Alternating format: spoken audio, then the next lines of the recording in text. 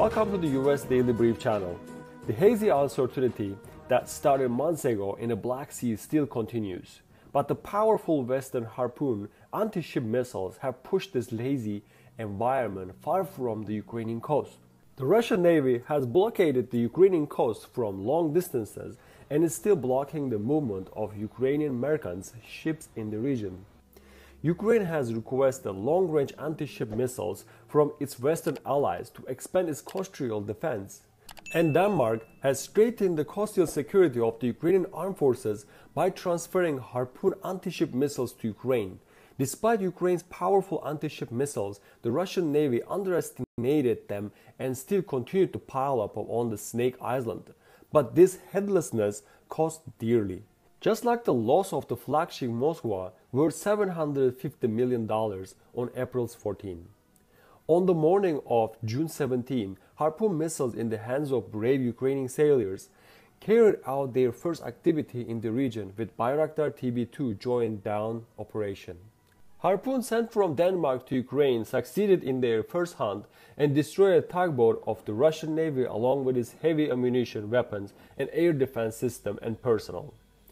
With the help of the Ukrainian Bayraktar TB-2's target designation and marking, the Russian ship Vasily-Bak, which sailed from the Crimea to the island of Snake, could not escape the wrath of the two Harpoon missiles. As an extra noteworthy point, we also saw that the Tor M2KM air defense systems on the Russian ships are incapable against Harpoon and Bayraktar TB-2. In the footage released from Bayraktar TB-2 unmanned aerial vehicles shooting in the region, it was shown that two Harpoon missiles were fired by Ukraine on the Russian tugboat, and this missile successfully hit the tugboat. Our Navy struck the Russian Black Sea Fleet sport ship Vasily-Bak, equipped with the Tor air defense missile system this morning, said Maxim Marchenko, head of the Odessa Regional Military Administration. Ukrainian forces claim that Vasily-Bak managed to kill 70% of the tugboat crew, the fate of the others unknown. It is known that in this afternoon of June 17, other Russian ships tried to conduct a search and rescue operation in the strike zone against the Vasily-Bak tug. It was announced that the Vasily-Bak tugboat sank immediately after the Western Harpoon missiles hit. The tugboat, which was engulfed in flames after the attack, started its journey to depths of the Black Sea. The first kill of the Harpoon missiles is of great strategic importance and is a huge blow to the Russian Navy and its plans. It is stated that the Russian Project 22870 rescue tug Vasily-Bak was 20 miles east of Snake Island at the time of the attack. Looking closely at the video where the tug was hit, it is unlikely that Bayraktar was the source of the attack, as the missiles approached from a completely different vector than the recording drone. This was not the case in the previous attacks near Snake Island on 4 Raptor-class patrol boats and the Serna-class landing craft, which were clearly hit by smaller MAM-L laser-guided anti-tank missiles fired by a Bayraktar TB-2. Instead, the destruction of the ship is much more likely to be Harpoon missiles fired from Ukraine's truck-mounted anti-ship missile batteries, which may have received targeting data from Bayraktar. Considering the data of this attack, the truth of the statement from Ukraine increases. Ukraine is currently receiving Harpoon missiles and launchers from the United States, Denmark, the Netherlands, and the United Kingdom. However, for now, only those sent from Denmark could reach Ukraine and prove themselves. Danish RGM-84L4 Harpoon missiles are known to have a range of 130 kilometers, are hardened by various electronic countermeasures, and combine both GPS and inertial guidance when approaching to the target. Russia had previously underestimated Ukraine's Neptune strike missiles and Bayraktar TB-2 armed drones and tried to set up on Snake Island to invade Odessa. As a result, Russia lost 10 warships around the island of Snake, including the flagship Moskva. However, the Russian Navy underestimated the Harpoon missiles in Ukraine and still continued to ship to Snake Island. Essentially, Snake Island was 125 km offshore and out of range of Ukrainian Neptune strike missiles with a range of 100 km.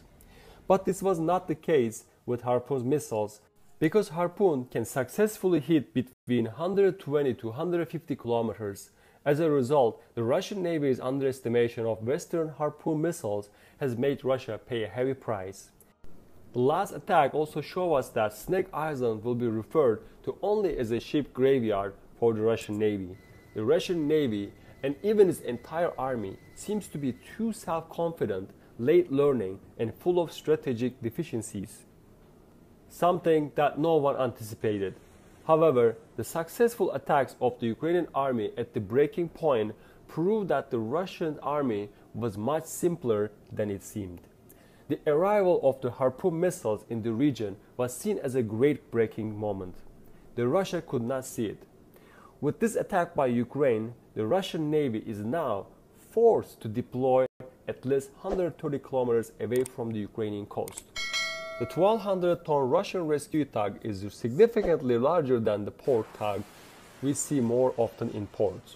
The tugboat was supposed to help salvage damaged ships at sea, but Ukraine claims that bagged is in a delivery full of ammunition, supplies, and missiles for delivery to Russia's Snake Island garrison. Looking at the images and previously published reports, it is explained that the ship has the Tor M2KM short-range air defense systems. At the turn of the 20th century, warships were actually very powerful weapons for hitting war equipment on the shore.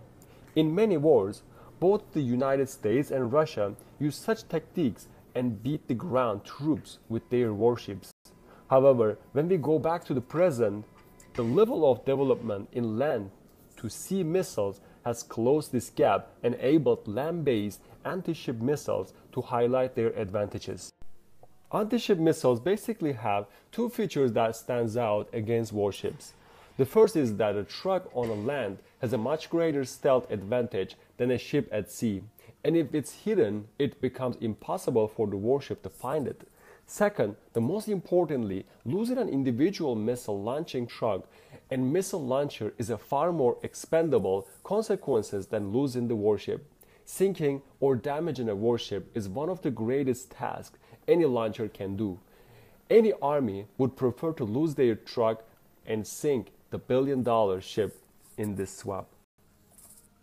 To be fair, modern warships tend to be loaded with different types of advanced air defense missiles and electronic countermeasures to protect against missiles attacks. However, anti-ship missiles produced in return for such defenses have found similar maneuverability and remedies against this defense.